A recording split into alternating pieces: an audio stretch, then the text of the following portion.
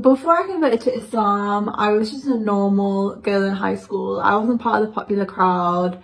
A lot of people actually didn't know who I was. I wasn't good at sport or anything like this. I was literally just a normal girl in high school who not many people know. I had a few friends, but that was about it. I just wasn't known by a lot of people. I told a few people that I converted to Islam, but there wasn't a big reaction. Like, obviously, because not a lot of people knew me, people weren't talking about it, this sort of thing. So I kind of just converted to Islam privately, and then things kind of changed. So one day, I think it was in year 10, so that is the school year in the British school system where you are 14 to 15. I was 14 years old. I remember it was Valentine's Day. And I just decided, okay, today is going to be the day where I wear hijab. Like, I'm going to wear hijab today. And I remember, like, in the morning trying to get all my hijab right. Like, I'd watched quite a few YouTube videos, but, you know, I didn't really know how to do hijab. So I was spending literally ages trying to get my hijab ready.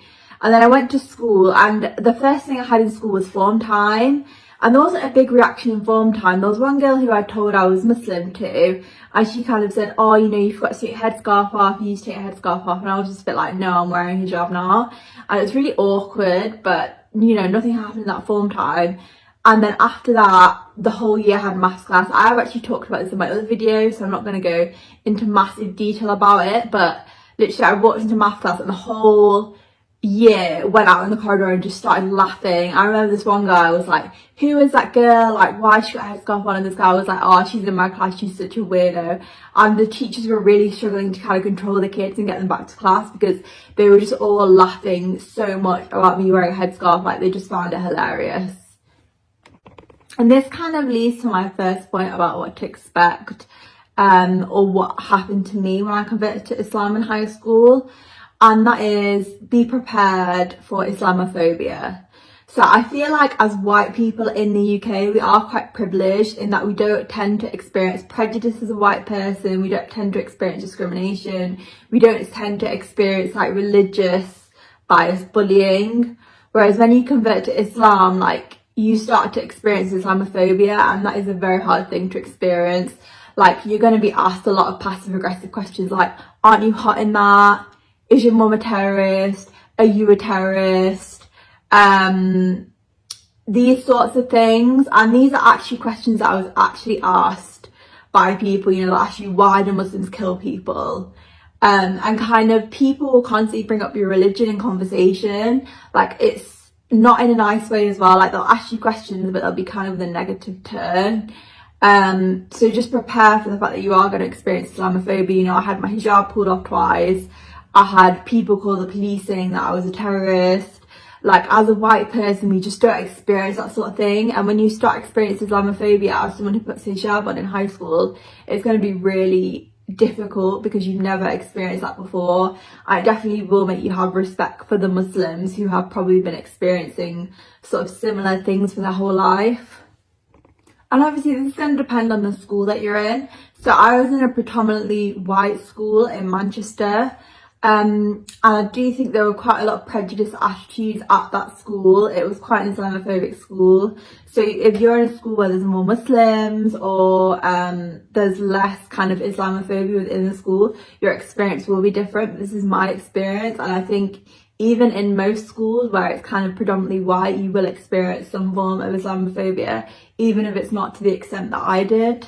Then this leads into my second point about converting to Islam, which is you will be treated like a circus freak, and you'll be asked a lot of questions, you know, like, why do you convert to Islam? What do Muslims think of LGBT people? How can you believe in God? There's no God. These sorts of questions, you'll be asked a lot of questions, and they're not necessarily coming from like a nice place. They're questions where they want you to question yourself. They want to kind of create doubts in your faith and this sort of thing. So when you convert to Islam in high school, you need to be really sure of yourself, because I feel like teenagers, they don't necessarily have the same filter or the same kind of politeness as adults do. And, you know, you are going to be asked a lot of questions, and you really need to be prepared for that. And I think if you're not sure in yourself and your faith, you're really going to struggle with people asking you that many questions. And I feel like the questions do come from wearing hijab. I'm not sure if you convert, but even if you converted to Islam and you told people, I feel like they would still have questions. So I think just be prepared for those questions and know that they will come. Be prepared for people debating you as well. So people might come up to you like, oh, God isn't real, like how can there be so much evil in the world when there's God? You know, no one believes in God, why do you believe in God? Like those are the sort of questions you'll be asked, and you'll kind of need to have some thoughts on why you believe in God. So you can use the design argument, like how could all of this, with so many rules of physics, chemistry, how could all of these rules come out without a designer? Like there must be a designer to the world. And you think when you're in hardship, you always call on God. So our natural predisposition is to call on God, because whenever you have hardship, you say, oh God, help me. So it's like there's this natural disposition within us to call out to God. So, you know, that's kind of evidence that there is a God.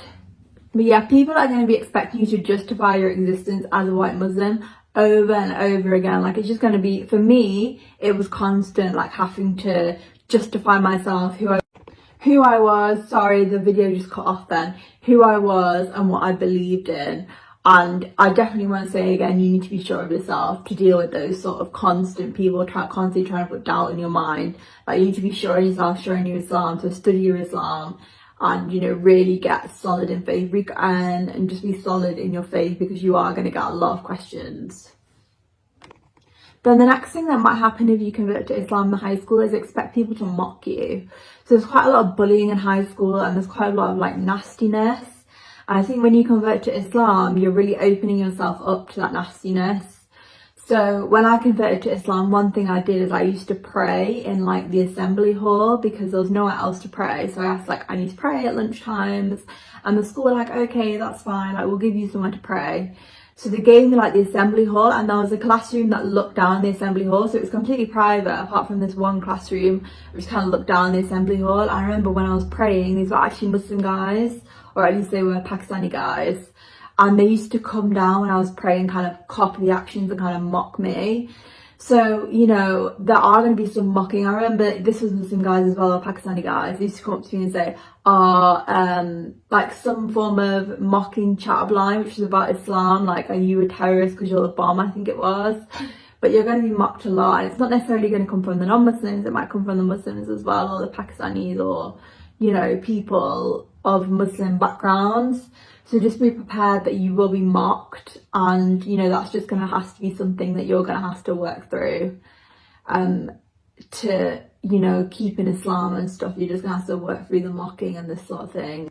That's all I can think of now in regards to my experience of converting to Islam in high school. One thing I do want to say is everyone's experience is different, everyone's experience is unique. And I think my one's very specific to growing up or being in a school that's predominantly white, and kind of my experience of being in a school that's predominantly white.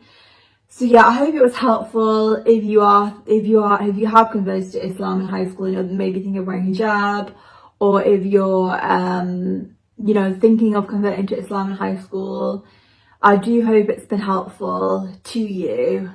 And you know, if you've not converted to Islam in high school, I hope you have some reflections on this video and kind of maybe the struggles that young people who converted to Islam experience in high school. So yeah, I hope it's been helpful. If you have any questions or anything like that, please leave them in the comments and I'll do my best to get back to you. So yeah, thanks for watching.